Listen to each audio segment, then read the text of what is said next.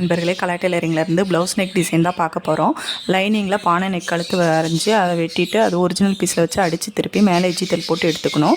அப்புறம் சாரீ கிளாத்தில் cross piece எடுத்து பைப்பிங் கொடுத்து அடித்து எடுத்துக்கிட்டு அதுக்கப்புறம் சாரீ கிளாத்லேயே வந்து 2.5 இன்ச் அகலத்துக்கு நீளமாக ஒரு கிளாத் எடுத்து அதை 2ஆக ஃபோல்டு பண்ணி நம்ம அடித்து திருப்பி அதில் வந்து 1 இன்ச்சுக்கு நம்ம ஃப்ளீட் பிடிச்சி எடுத்து வச்சுக்கணும். அதுக்கப்புறம் சாரீ கிளாத்தையும் ப்ளவுஸ் கிளாத்லையும் ஒரு 4 முக்கோண பீஸ் தச்சு எடுத்துகிட்டு அது ஃபஸ்ட்டு சாரீ கிளாத் வச்சோம்னா அப்புறம் ப்ளவுஸ் கிளாத் அப்படி மாதிரி நம்ம தச்சு எடுத்துட்டு அது வந்து ஸ்ட்ரெயிட்டாக நம்ம அந்த பிசு இருக்கும் இல்லையா அதெல்லாம் வந்து கட் பண்ணிவிட்டு அதை வந்து ப்ளவுஸ் நெக்கோட சென்டரில் கீழ் பாட்டில் வச்சுட்டு அந்த கீழே இறக்கம் எந்த அளவுக்கு இருக்கோ அந்த அளவுக்கு நம்ம ஃப்ளீட் பிடிச்சி அந்த முக்கோண பீஸ் வைக்கணும்.